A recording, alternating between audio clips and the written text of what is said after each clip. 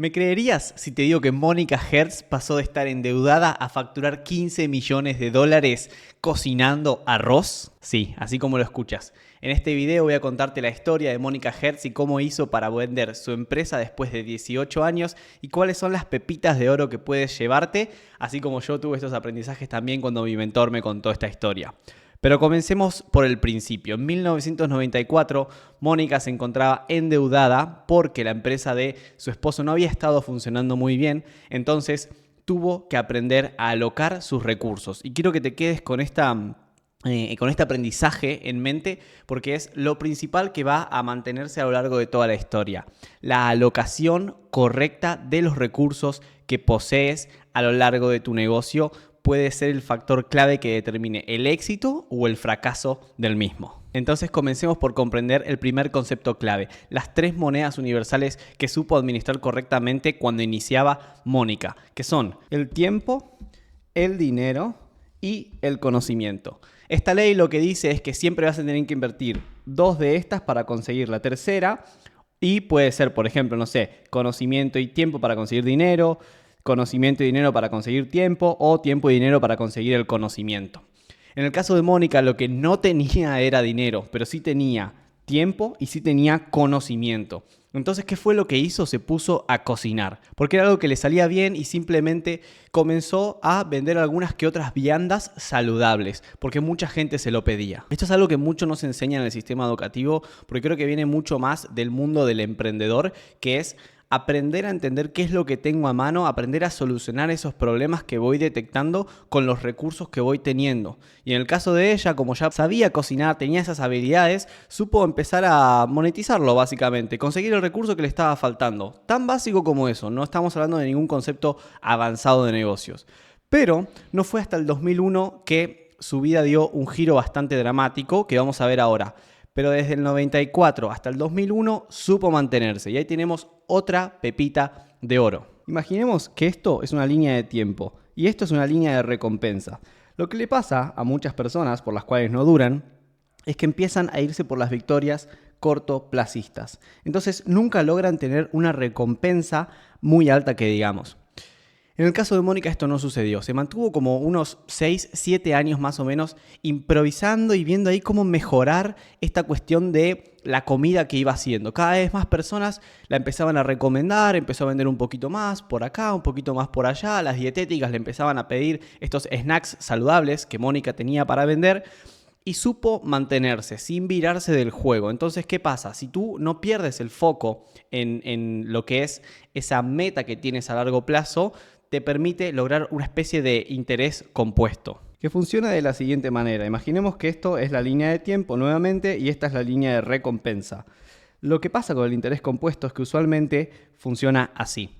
Al principio no vas a ver mucho retorno. De hecho, Mónica hasta ese momento no se había vuelto millonaria y no tenía la fórmula secreta para tener un negocio totalmente exitoso. Pero cada vez empezó a acumular más experiencia. Ella no venía del mundo de los negocios. De hecho, creo que no tenía casi estudios universitarios. Tenía muy pocos trabajos relacionados con eso.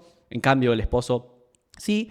Pero ella, se empezó a mantener hasta que en el 2001 pasó algo fatal, que fue que la hermana había fallecido de cáncer. Ella había ido a visitarla, justo estaba en Israel, y termina falleciendo, y cuando vuelve, Mónica entra como en una especie de depresión completa. Pero hasta que pasó eso, ella venía trabajando un montón. Cuando entra en esta especie de depresión, le recomiendan ir a un psicólogo, y en ese entonces es cuando decide tomar mucha más fuerza para encarar todo lo que iba a suceder después con su negocio, que fue abismal. A lo que decide comenzar a enfocarse en las personas con las que iba a trabajar. Decide cómo empezar a apoyarlas en todos estos aspectos psicológicos, así como también los tuvo ella.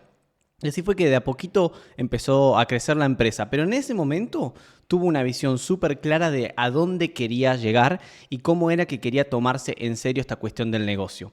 ¿Y por qué te muestro todo este gráfico? Porque según Gino Wickman hay 6 áreas en las cuales tienes que trabajar de tu negocio para convertirlo en una empresa. Visión, data, procesos, problemas y tracción.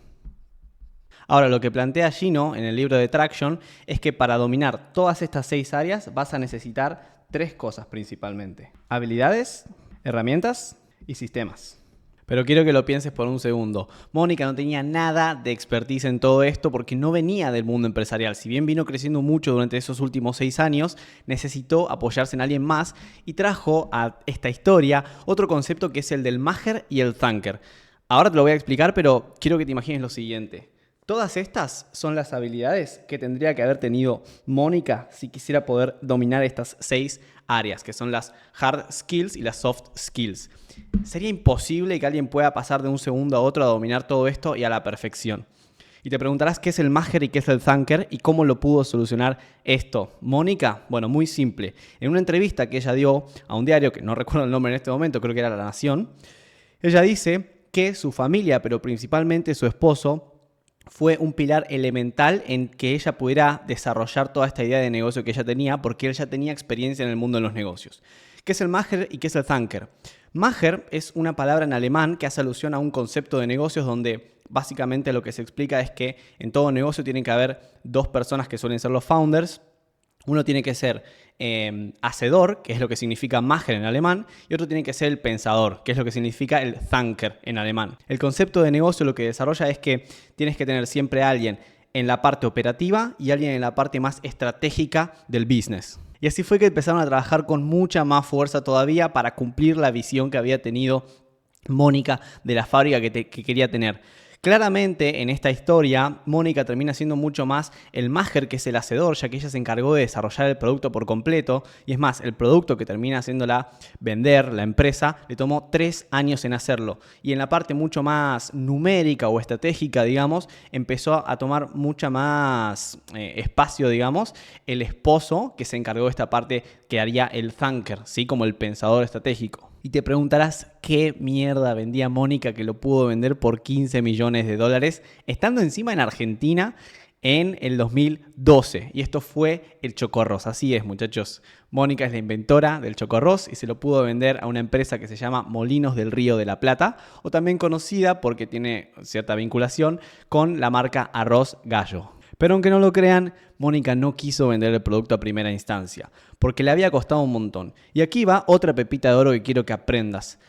Aprende a hacerte las preguntas correctas. 3 años estuvo Mónica desarrollando este producto. En el interlapso no pudo, por ejemplo, solucionar una parte de que el dulce de leche que tenía el alfajor humedecía demasiado el producto. Entonces, ¿cuál fue la pregunta que se hizo Mónica? ¿Cómo lo podía solucionar? ¿Qué tenía que hacer? Pero ¿cuál fue la pregunta clave? ¿Quién podía ayudarla a solucionar este problema? Entonces consiguió un proveedor que él hacía el dulce de leche en polvo. Después tenía que poder secar las galletas y no encontraba la forma de hacer que no se le huelen cuando estaban produciéndolas. Entonces, ¿qué hizo? Habló con otra empresa que les diseñó como un aparato para poder sostener las galletas. ¿Cuál es el punto en común de esta historia o de estas cositas que te acabo de decir? Supo aprender a preguntarse dónde y cómo alocar los recursos de manera correcta. Y en mi experiencia en los negocios, una de las preguntas que más se repiten los dueños de negocios es ¿quién puede ayudarme? ¿Por qué? Imagínate que tienes que solucionar 50.000 millones de problemas todo el tiempo, porque eso es lo que pasa con los emprendedores, ¿no? Ahora, ¿cómo vas a hacer tú para solucionar todos los problemas? Esa es la clave, que tú no vas a solucionar todos los problemas. La clave siempre es primero preguntarse quién es la persona indicada que pueda ayudarme a solucionar esos problemas. Obviamente te vas a preguntar quién, qué, cómo, cuándo, dónde, por qué y así. Pero la clave está en saber encontrar a las personas indicadas que van a ayudarte. Y así fue que en 2012 el esposo terminó convenciéndola también y la familia estuvo de acuerdo, obviamente. Y ella también, en que decidieron vender la empresa por $15 millones. Y a día de hoy, creo que Mónica se encuentra haciendo mentoring, estudió coaching y el esposo decidió retirarse y los hijos fundaron otras empresas a raíz de todo eso. No suelo traer esta clase de historias al canal, pero si te gustó, déjamelo saber en los comentarios y te voy a dejar otro video por aquí al costado para que puedas seguir aprendiendo mucho más de negocios y productividad empresarial. Nos vemos en el próximo video.